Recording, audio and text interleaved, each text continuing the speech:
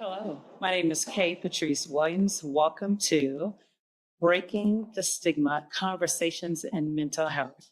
I am thrilled to kick off the day with some wonderful guests. If you wouldn't mind, uh, anyone can go first. Tell us your name and a meal that brings warm feelings for you. First, I have to say that it's such a pleasure to be here among you. I mean that sincerely, that this is a prestigious panel, and I'm delighted to be here. Okay, I've said that, but I had to get that off my chest. Wait a minute. My name is Mary Ellen, and I have a favorite meal. I love baked turkey wings. Baked turkey wings. And there's a whole different flavor to a whole turkey as opposed to baked turkey wings and dressing and yams and greens. I can't help it. You asked me and I have to be truthful. And I love it all. And if you have greens, you have to have a little cornbread on the side. So, just brings back memories of everybody doing a little bit, whether they're fixing the dressing or somebody's peeling the yams, or and it's a family affair. And it's an African American tradition when you're in that kitchen and everybody's pitching in to create something wonderful for later on. Thank you. Oh, you're welcome. My name is Cornelius Neal, and one of my favorite dishes is to cook salmon croquettes. Oh, I love a good salmon yes, croquette yes. with the hot sauce, of course. Yes. It's my favorite because my mother and I cooked it together when I was a child, growing up, learning how to cook. And that's one of the first dishes that I taught my oldest daughter how to cook, salmon croquettes. Now, when she comes home to visit, I can put her in the kitchen. She can cook it all by herself. Oh. All I gotta do is come in and eat it. But that's one of my favorite dishes, favorite family traditions. My name is Stefule. There's so many dishes, but I would say my favorite that I still cook to this day is just simply spaghetti with sweet Italian sauce. Yes, those garlic sauce, and put them with sour on the side. Yeah. Sounds good. So I'm Assemblywoman Lori Wilson, who represents the 11th District, but please call me Lori. And my favorite dish, hands down, is similar to yours, Mary Ellen. It's the Thanksgiving meal. And I say the full fat Thanksgiving meal. If you ain't got all the fat in it, you ain't making it right. And so from turkey and ham, dressing, macaroni and cheese, candy yams, collard greens, fried cabbage. What else is there? I mean, there's a whole bunch of mashed potatoes, potato salad, macaroni salad. If you come to my house, there's about at least a good 20 dishes at Thanksgiving meal. And it's about family and Thanksgiving. It's the only holiday that's not associated with shopping, leaving, nothing. It's family and being at home. So that's my favorite meal, hands down. Well, what I know about you is that you cut up everything. You are hands-on. Yes. I remember talking to you and you're cutting. I'm like, why aren't you throwing that in a blender? Why aren't you doing food processor? No. All hands-on. All hands on from scratch, days before. Take about a good week to make a proper Thanksgiving meal. That is awesome. Anthony, tell us about your favorite meat. Mine is just cooking, period. Thanksgiving, no, I honestly, in Christmas dinner, I always smoke the turkey. But honestly, I get it from my mom. She would stay up. There's 2 nights in a row. That's right. And she would be cooking, and I'd be just watching and just kind of learning. And then she told me one thing. She said, "You cook to your taste. However that is, whatever that is, there's no right and wrong as long as you cook to your taste." And what you said with the turkey wings, the gravy, that's me. I can do that all. I can get it in my eyes. Closed, you know what I mean? So, but just cooking food in general. So actually, no. But just cooking and cooking makes you happy. I've never seen somebody mad eating some food. You can tell on the sounds, everybody. We all like food. Absolutely. This is Parmesan broccoli. So not you all like Parmesan broccoli. So tell us what you have here. So we have a garden salad with a different kind of tomatoes that my wife likes. Use this dressing, and then we have the same salad with some shrimp. I like to marinate the shrimp in the Brazilian steak seasoning, right? And then we have the red potatoes. Who doesn't love red potatoes? With some some peppers, some yellow peppers, and some red peppers, garlic bread. And then we have some stuffed chicken, which is stuffed with bubblegum cheese, black forest ham, tomato, and baby spinach. And then, like I said, we add the broccoli here, which is actually marinated in the Parmesan seasoning with Parmesan cheese sprinkled over the top. So, hope you are like. Thank you. Thank No, thank you. And we can start plating. Yeah, if you want to do that. No, while we play, let's talk. Let's continue the conversation. Right. Okay, Patrice, we have to know what your favorite meal is. So my favorite meal is pretty new. Oxtails. Oxtails. I Okay. love making oxtails when I'm feeling stressed. That's where I go. Even though oxtails are pretty expensive these days, but to just put it's how it smells. It just takes up the whole house, and it's for hours. And there's just something comforting about it when I have oxtails. And it's such an experience that when I finally eat it, I don't even know if it's going to be as good as it smells, because it just makes me feel like all is well in the world. Love that. I love that. Yeah, thank Thanks. you. So the reason why we're having this conversation around the table is really destigmatizing mental health. And so I was wondering, what in the African American community? So what made you all say yes to this conversation? I said yes to it because as a pastor for almost 20 years now, it's been my experience that particularly in the African American community, we think that coming to church on Sunday morning is the extent of all the mental health care that we need. Oh. And beyond the sermon, which may or may not get you to where you need to be, in all honesty, one needs to sit down with the therapist or a psychiatrist or a psychologist. There's a difference between all three, or just an ordinary counselor, secular or Christian counselor, to help you unpack some of the things and some of the baggage that you didn't realize you were carrying along. Just to help you to understand that church is one mechanism, but we have other mechanisms God has provided to help us unpack all of our mental baggage and the things that pushes us forward at the wrong speed or holds us back at the wrong pace. So that's why I wanted to sit down and help destigmatize the fact that it's okay to go to counseling. Everyone needs to go to counseling. Even if you think you're okay, you can be better off if you go and sit down with somebody that knows a little bit more than you do. Oh, amen to that. Yeah, I said yes to this conversation because I think mental health is so important. When you think about it, we didn't come with instruction manuals, neither did our parents, right? And so we get a lot of how we treat our brain from our parents.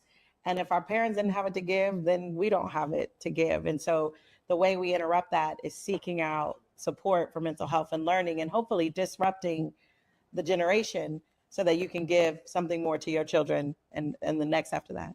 Thank you. I said yes because I have a lot of years of mental health experience. Working in the communities. And just kind of giving myself a chance to be a part of the conversation about mental health, because I've counseled a lot of young people. Currently, I am a therapist, and so I work with a lot of people. And for the most part, I've seen that there is a huge stigma out there, and but I feel like that's changing.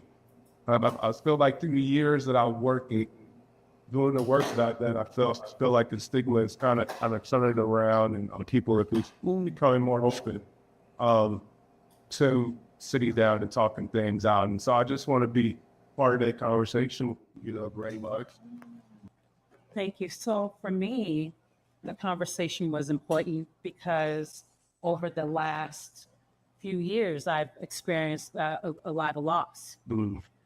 Sorry, Whatever you want to give me. I experienced a lot of loss. So losing my parents and my oldest son. And then there was times through the pandemic where I was really grief-stricken. And what I realize is there's something that sets me free when I talk about it, which was different from the generation before us. I just don't think they spoke about it as much. But in our home, and I'll say our, Justin is a therapist, but he's also my first cousin. So we spent a lot of time together. And thank you so much. We spent a lot of time together. And aunt used to always say, you've got to talk about it. You've got to talk about it. If you don't talk about these people that are gone, it's like they were never here.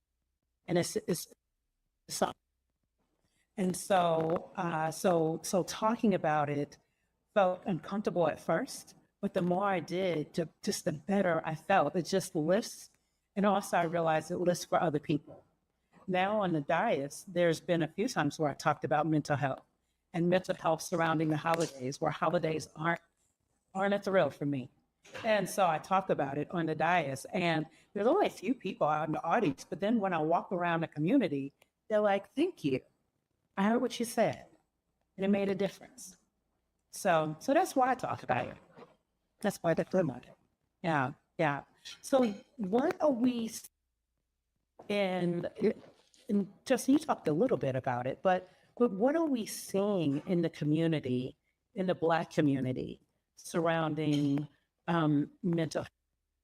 People feel comfortable talking about it, calling for help, or are we still kind of holding it in? I see that definitely people are they know that it's therapeutic to talk about what's going on inside of you versus just kind of holding things that's what I'm seeing in community. But what I also see is, like if you have people who haven't had a good experience, haven't had a good past experience with seeking mental health services, they might be a little more, resistant to it, and maybe a little more resistant to even getting their children, if their parents giving their children those services. So yeah, I think generally people are more open and more accepting of the idea of I need to talk about these things. I need to, it helps to talk about these things. Yep. Okay. My fair, and I appreciate the conversation around let's talk about it, because I think to the point that you made, Justin, earlier, people are talking about it more. People are noticing when people talk about it. But I'm afraid we've moved it to cliche territory because, mental health is more than a hashtag or an app.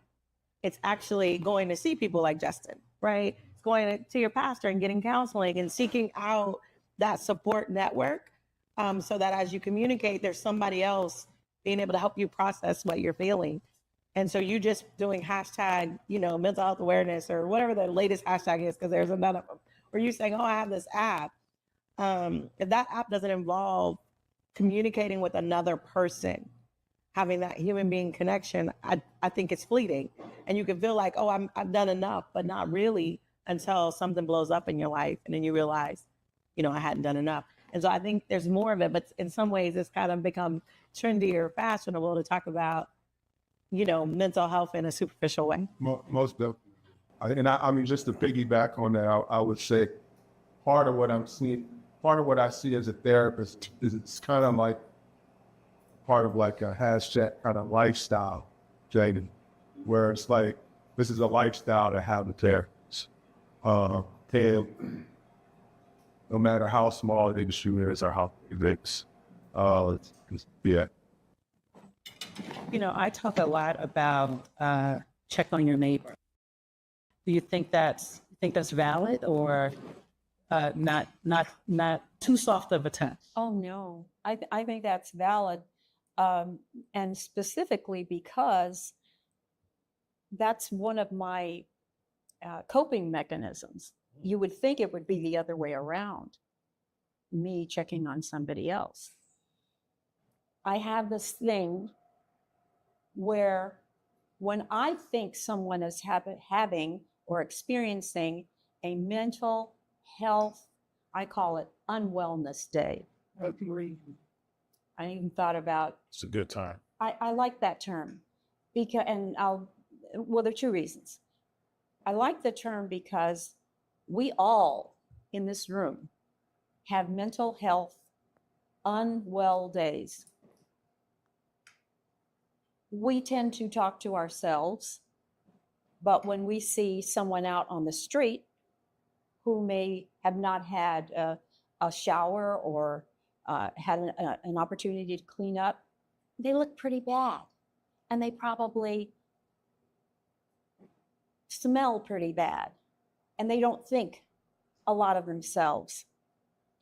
But the other day, I had 5 pieces of C's Valentine candies, which I should not have had. And I talked to myself. I'm talking to myself and I'm saying, Mary Ellen, you never should have had that. Or I go out in public and I say, Mary Ellen, you know you should have had a jacket on today. But there's a difference. I'm clean. I've had a bath. I've combed my hair. And I look at my brothers and sisters on the street and I say, I'm making a victim out of them. The stigma's here in my head. It's not written on them. Right. I've got to clean up my own thinking. So we all have mental health unwell days. And when we can get that across in some small way, maybe in Solano County, where baby steps are concerned, where we can change the thinking, and it's hard to change thinking. And I'm not a clinician. I have no clinical background. This is just observation. That when we can change our thinking, the stigma may be broken. And we can't do it in the whole world, but we can start in Solano County.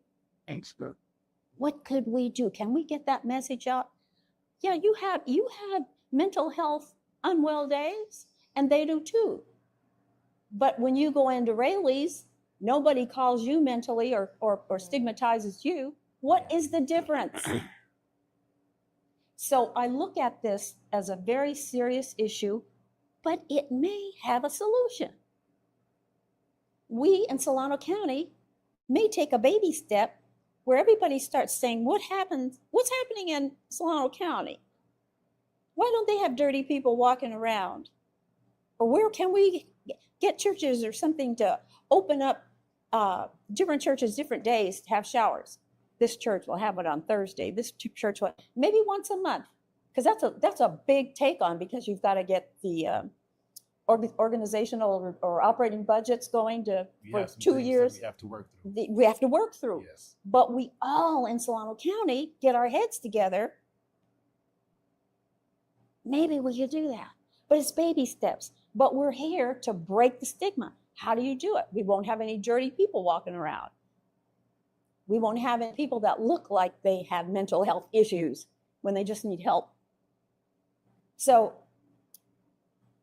that's when I had an opportunity to come and talk about things I've been thinking about, and I was asked to come, it was like, yes, I want to come. I want to be a part of this. And I wanted to say that. So when we have the mental health unwell days, if you look at it, it's mud. It's if you look at it as an acronym, So I said, maybe we, among us, maybe we could patent that, or maybe we could Figure out a way to register brand that. Yeah, Yes. yeah. This would be our first step. Let's name it.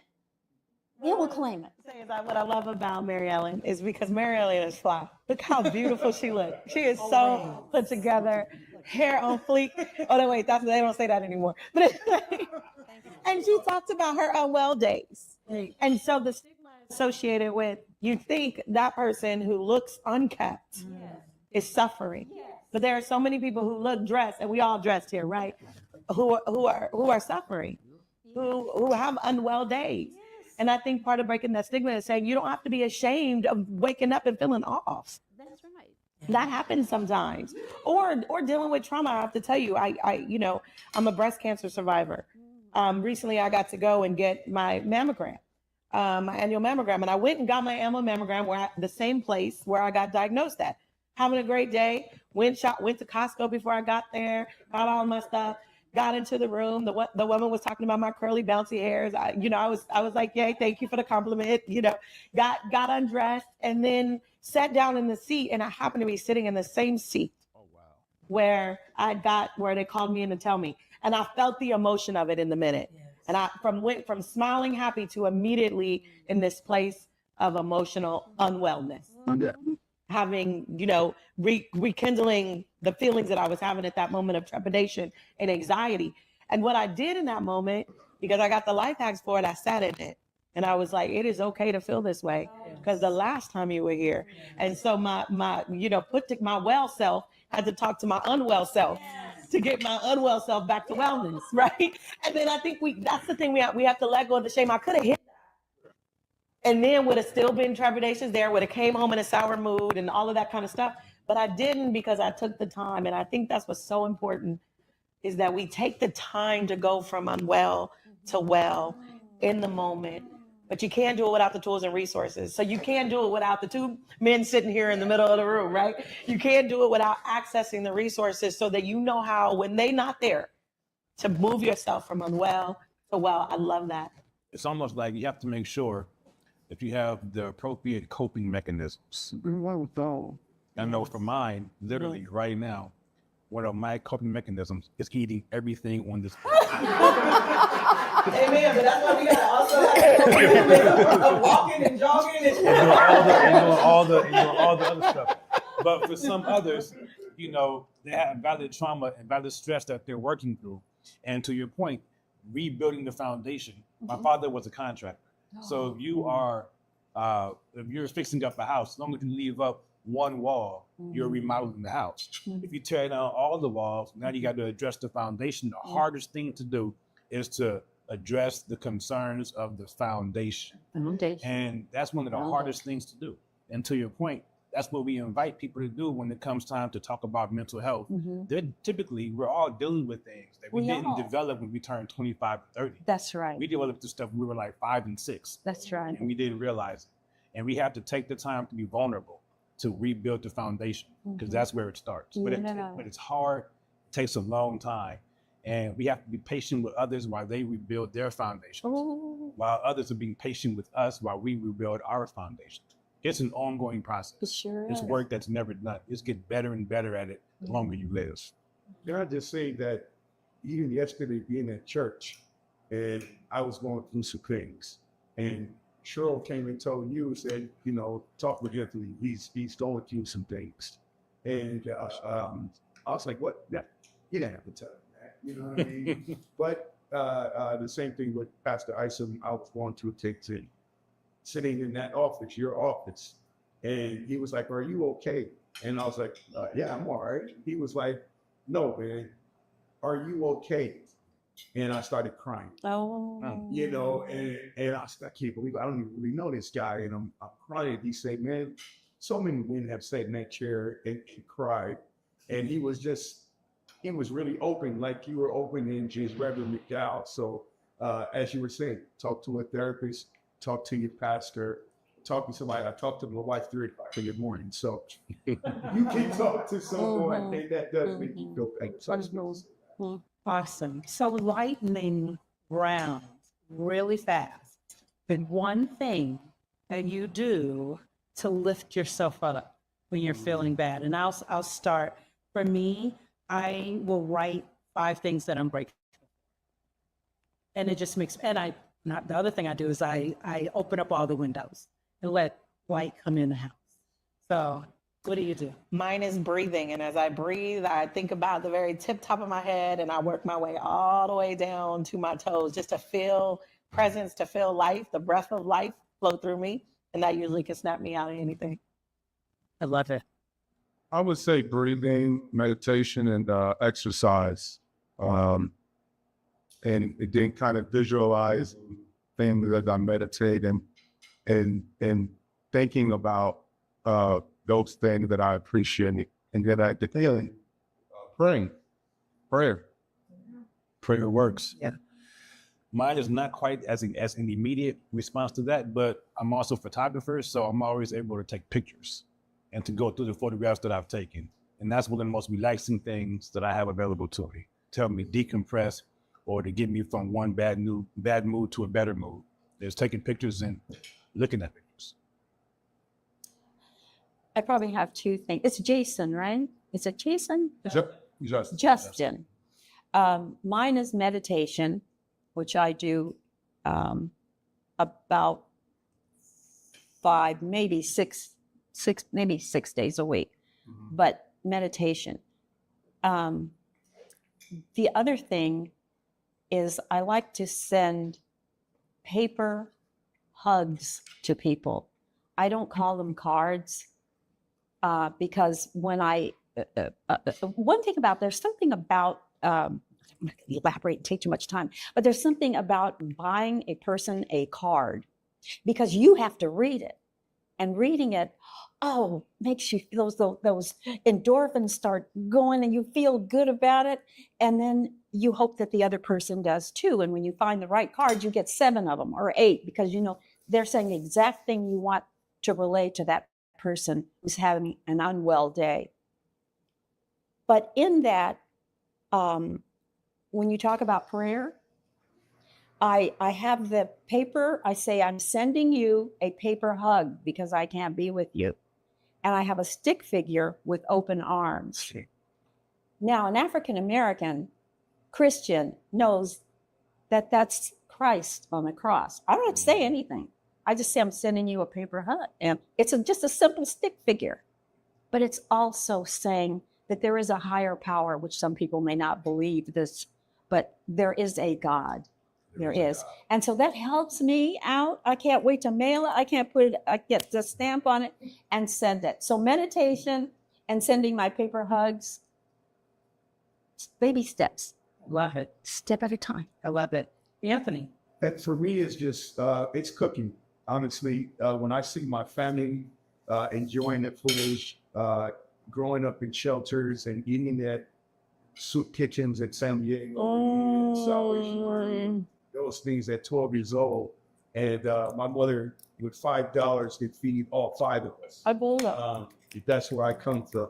But just to see everybody enjoying the food that you prepared, it just honestly, it makes me feel good. And it takes me out of my depression. And I'm doing something creative. And that just helps me making something. Yeah. Well, you did an excellent job. You certainly have. Compliments to the chef, Anthony. The best part about all of this, it's not oversaturated with salt. No. Once again, we were talking earlier, we're trying to eat healthy. I was diabetic, so not a lot of sugar here. So Healthy food. Healthy food for a healthy conversation. Thank you for really making this delicious meal and being a part of this conversation. And thank you to each of my guests for being here. Break the Stigma, Conversations in Mental Health. This has been a wonderful segment, and I just appreciate each and every one of you. Well, we appreciate you too. yes, we do. Yes, thank you for assembling us and thank you for challenging Solano County to do better with its mental health. Thank you. And whenever you need us again, we'll come running. Oh, thank you. Thank you.